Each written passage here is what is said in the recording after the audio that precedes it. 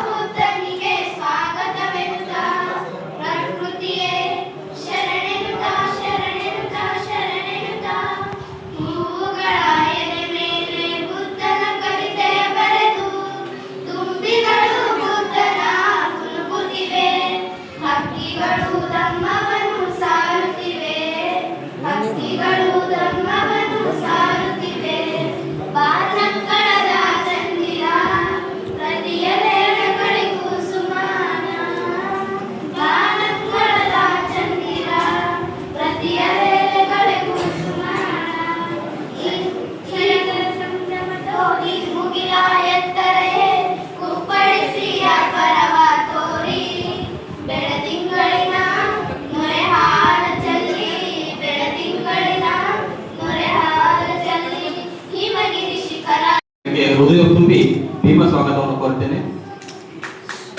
ಈ ಅರಿವು ಶಿಕ್ಷಣ ಕೇಂದ್ರ ನಾವು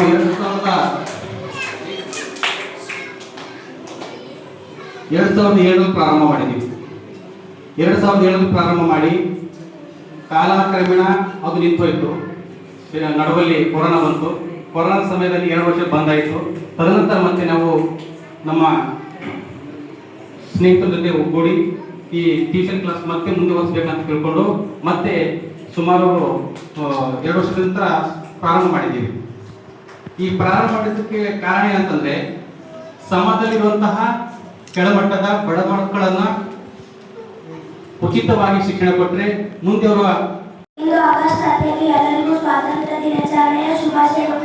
ನಮ್ಮ ದೇಶಕ್ಕೆ ಆಗಸ್ಟ್ 15, 1947 ರಂದು ಸ್ವಾತಂತ್ರ್ಯ ಸಿಕ್ಕಿತು. ಸ್ವಾತಂತ್ರ್ಯ ದಿನವು ಭಾರತ ರಾಷ್ಟ್ರೀಯ ಹಬ್ಬವಾಗಿದೆ. ನನಗೆ ನನ್ನ ದೇಶ ಎಂದರೆ ತುಂಬಾ ಇಷ್ಟ. ಧನ್ಯವಾದಗಳು. ಜೈ ಹಿಂದ್, ಜೈ ಭಾರತ್. ಅರಿವು ಶಿಕ್ಷಣ ಕೇಂದ್ರ ಕಿಡ್ನಿ ಸುಲ್ತಾನ್ ಈ ಒಂದು ಸಂಸ್ಥೆಯ ಲೋಗೋ ಸಮಾರಂಭಕ್ಕೆ ಆಗಮಿಸಿದಂತ ಸುತಾರ್ ಸಾಹೇಬ್ರೆ ಹಾಗೂ ಭಾಷಣಕಾರರಾಗಿ ಆಗಮಿಸಿದಂತ ರಾಜಶೇಖರ್ ಕಡಗನ್ ಅವರೇ, ಸಭೆಯ ಅಧ್ಯಕ್ಷತೆ ವಹಿಸಿದಂತ ಈ ಅರಿವು ಶಿಕ್ಷಣ ಕೇಂದ್ರ ಸ್ಥಾಪಕರು ಮತ್ತು ಅಧ್ಯಕ್ಷರಾದಂಥ ಮಲ್ಲಿಕಾರ್ಜುನ್ ಶೃಂಗೇರಿ ಅವರೇ ಮತ್ತು ಮುಖ್ಯ ಅತಿಥಿಗಳಾಗಿ ಆಗಮಿಸಿದಂಥ ನಾಗರಾಜ್ ಆರೆ ಅವರೇ, ಅನಿಲ್ ಅವರೇ, ಮಹಾದೇವ್ ಅವರೇ ಮತ್ತು ಕರ್ನಾಟಕ ಸೇನೆ ಜಿಲ್ಲಾಧ್ಯಕ್ಷರಾದಂಥ ಸಂದೀಪ್ ಕುಮಾರ್ ಭೋಸ್ಲೆ ಅವರೇ ಮತ್ತು ತಾಲೂಕಾ ರಕ್ಷಣಾ ವೇದಿಕೆಯ ಅಧ್ಯಕ್ಷರಾದ ಪ್ರವೀಣ್ ಮೊದಲೇ ಅವರೇ ಮತ್ತು ಆಕಾಶ್ ದೇಗಾಂವ್ ಅವರೇ, ಮಹಾದೇವ್ ಕಾಂಬ್ಳೆ ಅವರೇ ಮತ್ತು ಲಕ್ಷ್ಮೀಕಾಂತ್ ಭಜನ್ ಅವರೇ ಮತ್ತು ಈ ಸಂಸ್ಥೆಯ